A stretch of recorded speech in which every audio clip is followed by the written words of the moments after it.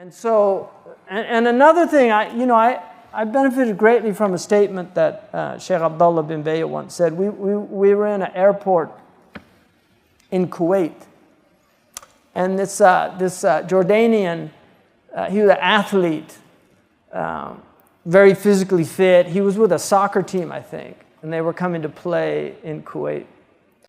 And he saw the Sheikh was sitting there. He was, Sheikh Abdullah, he always just recites Qur'an. Like, if you're with him, I've been with him, days on end, and he's just, if you're not asking him a question, if he's not reading or doing ibadah, he's yatlu kitab Allah. And sometimes he does his subha, but generally it's Qur'an.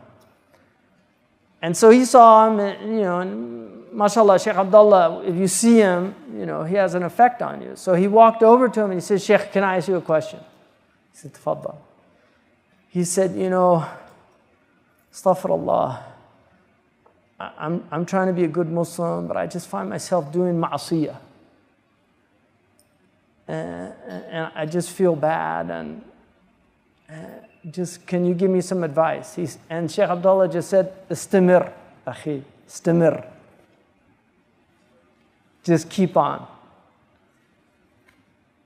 You're on the path. He feels bad, that's a good sign. The problem is when they don't feel bad. So that's the real dhulm.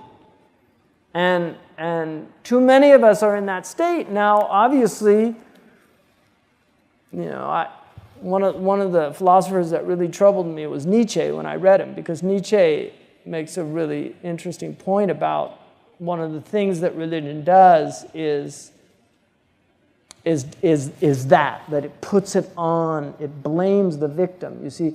But the reality of that is that the opposite of it is a demonic view. And that's where Iblis is. Because Iblis blames everybody but himself.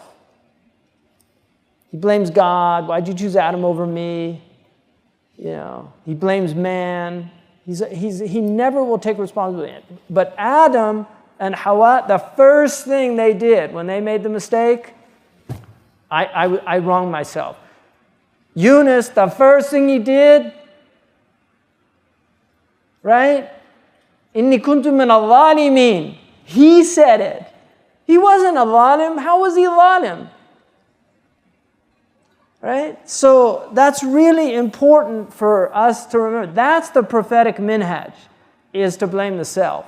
The demonic minhaj is to blame everybody else. That doesn't mean that we don't take sides in these things. But I'm looking at it from a metaphysical perspective because too many of us are looking at it from a political perspective. The political perspective is valid.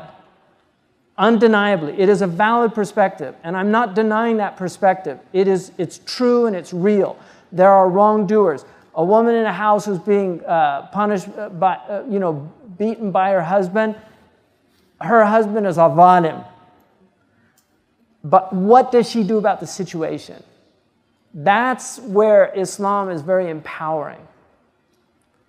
Because if she doesn't, she should have recourse to a judge who will resolve the situation. But if she doesn't, or an asaba, her male relatives that can, but if she doesn't, what does she do? She does what Asiya did,